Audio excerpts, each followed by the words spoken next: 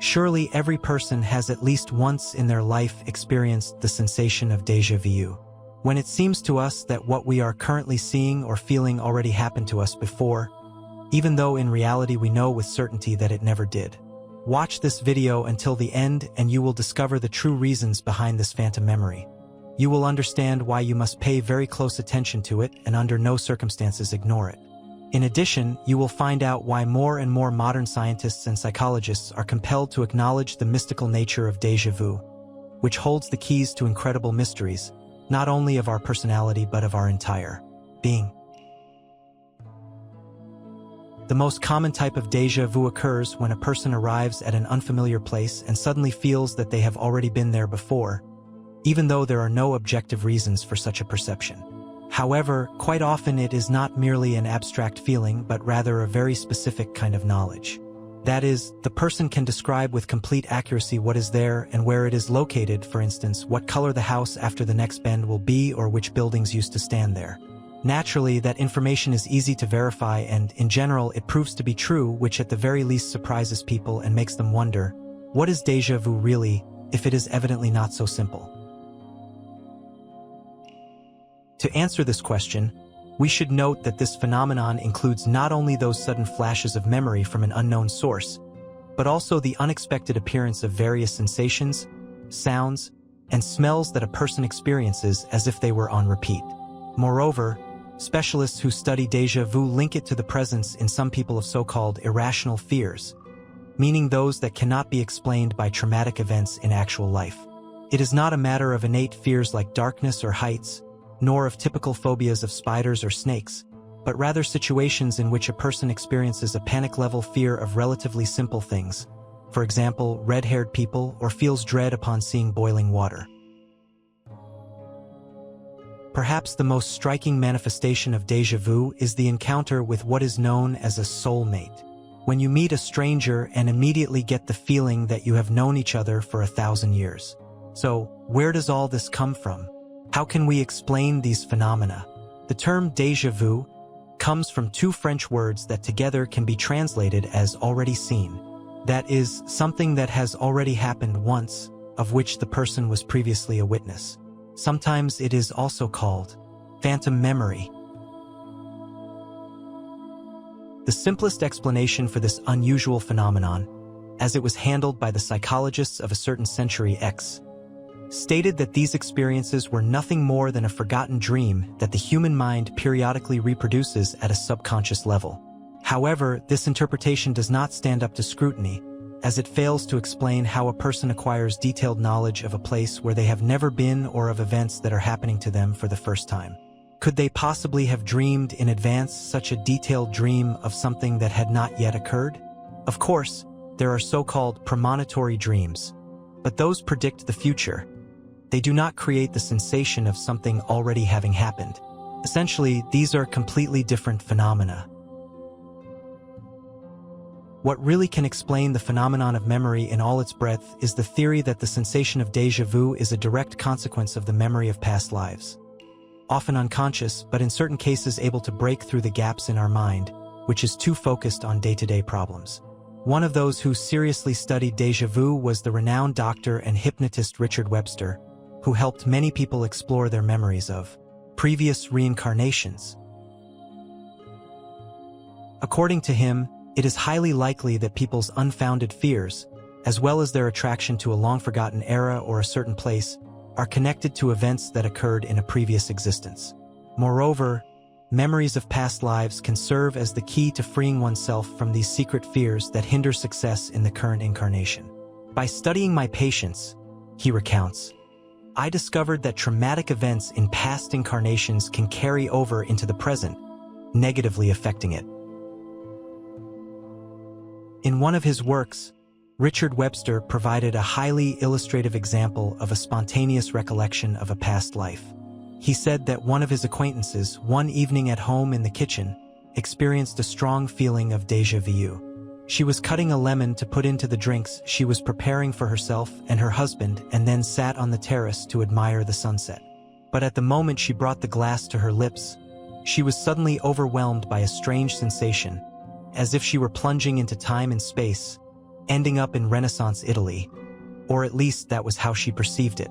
Suddenly, she saw herself in a large garden full of lemon trees, where she was posing for a painter whom she was secretly in love with.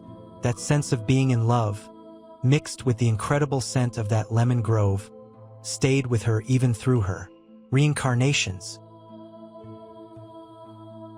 Later, it came to light that at that time, a little-known painter indeed worked there, leaving behind a painting depicting a dance full of spirituality.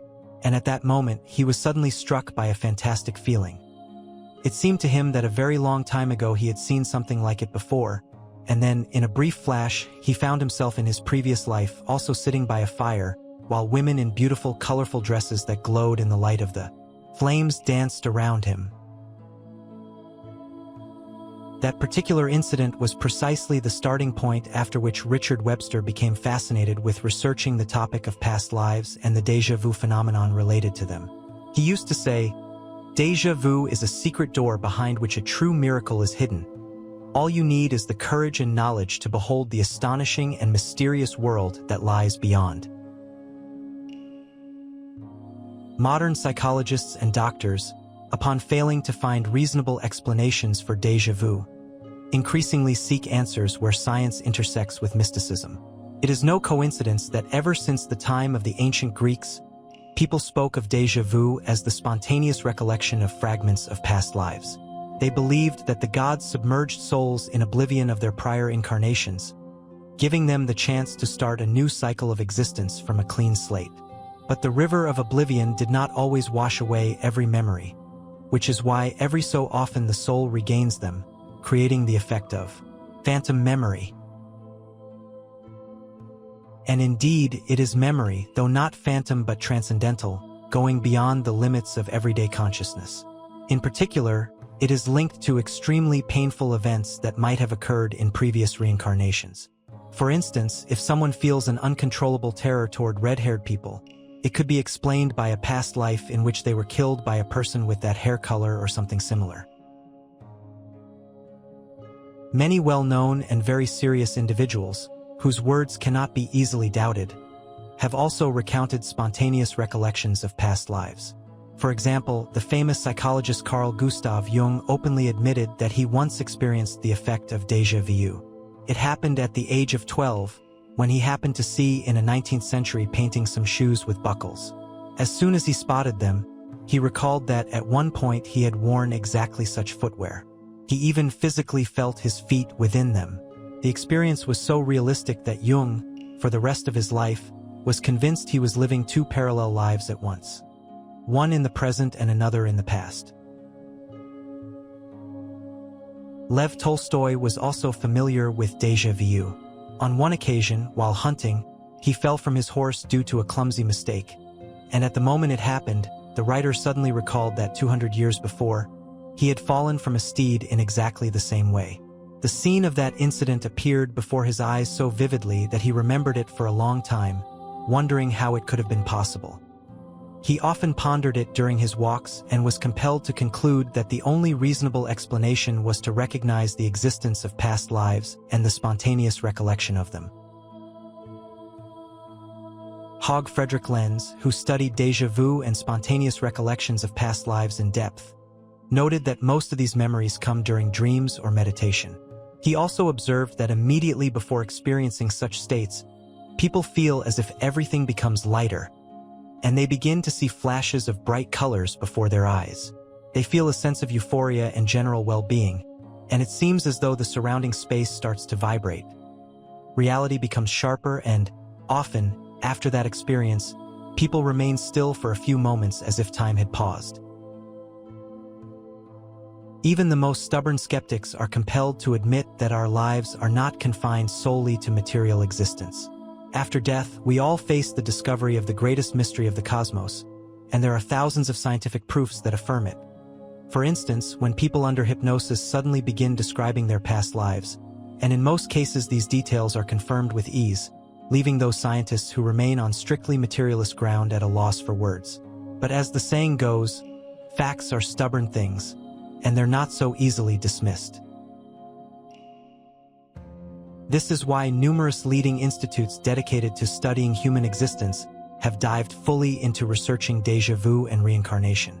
Some of these experts claim that if we learn to restore the link with our past incarnations, we can discover within ourselves abilities we never even imagined. Just imagine not having to study a foreign language, but simply remembering it. You would regain the talents and skills you possessed in another life, and you could also heal yourself of illnesses that have karmic causes. The prospects in this field are enormous. It's no wonder that there is currently a boom in such research and in practices aimed at recalling previous incarnations. These practices are called regressions to past lives and involve a synthesis of hypnosis and meditation, as well as certain ancient psycho-occult techniques. Were there past lives or not? If anything similar has happened to you, please share it in the comments. It will be interesting to read. Also, give a like and subscribe to the channel so you don't miss any new videos. By the way, there are already plenty of fascinating films on the channel, so I recommend checking them out. You won't regret it. Thank you very much for watching the video. I wish all of you luck and kindness.